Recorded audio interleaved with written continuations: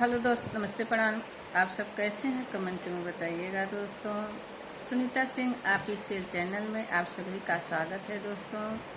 Sunita Singh official channel में आइए, ढेर सारा प्यार दुलार आशीर्वाद दीजिए।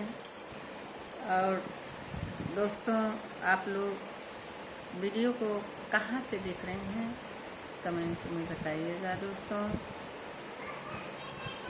आप लोग प्यार दुलार देते रहना, हम आप लोग के बीच में अच्छा अच्छा वीडियो डालते रहेंगे दोस्तों।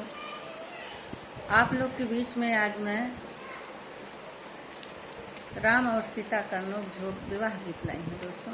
कैसे लगा आप लोग जरूर बताइएगा दोस्तों। ये नोक-झोंक ऐसा है जब राम उनका परीक्षा ले रहे हैं, सीता का अग्नि परीक्षा, तो सीता जी अग्नि परीक्षा दे रही हैं दोस्तों। आप लोग गाना के माध्यम से सुनिएगा।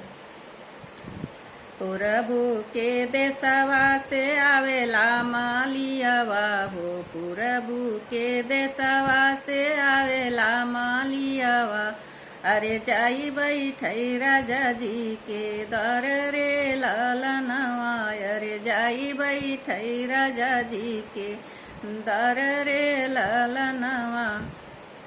तोहके हम देबै माली चढ़ने के घोड़ावा हो, तोहके हम देबै माली चढ़ने के घोड़ावा। अरे मोरे घर सीता कुंवर रे ललनवा, अरे मोरे घर सीता कुंवर रे ललनवा, अरे मोरे घर सीता कुंवर रे ललनवा।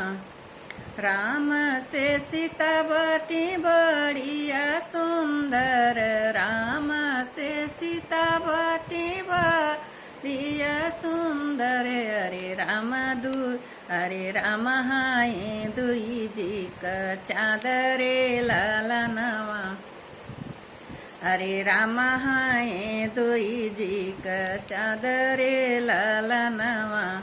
एतना बचन राजा सुनहि न पाए हो, एतना बचन राजा सुनहि नाही पवन। अरे जाई बैठे जनक दुआर रे ललनवा, अरे जाई बैठे जनक दुआर रे ललनवा, अरे जाई बैठे जनक दुआर रे ललनवा।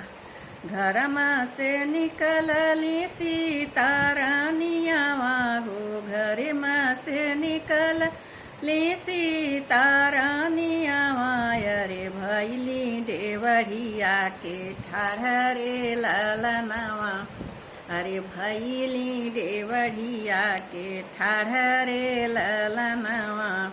सिर किरियवा हम नहीं लेबै सीता हो, सिर किरियवा हम नहीं लेबै सीता हो, नहीं लेबै सीता हो। अरे अगिना किरियवा हम लेबै रे ललनवा, अरे अगिना किरियवा हम लेबै रे ललनवा। जाई के सीता देहि अग्न किरियवा हो, जाई सीता दे अग्न किरियवा हो। अरे हाथवा में अग्नि उठाई रे ललनवा, हाथे अरे जरत अग्नि बुझी जाई रे ललनवा।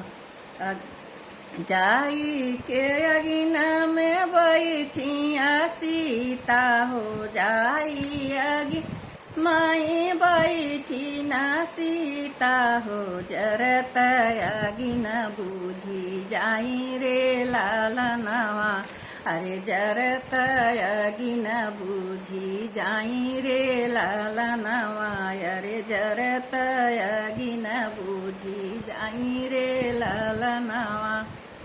तो दोस्तों, ये अग्नि परीक्षा राम सीता के लिए है। अग्नि परीक्षा जब लिहन अग्नि में बैठी सीता, अग्नि माता बुझ गई। तो दोस्तों, ये आप लोग को ये विवाह गीत मेरा कैसा लगा कमेंट में ज़रूर बताइएगा दोस्तों। तब तक के लिए बाय बाय, फिर मिलूंगी नेक्स्ट वीडियो में।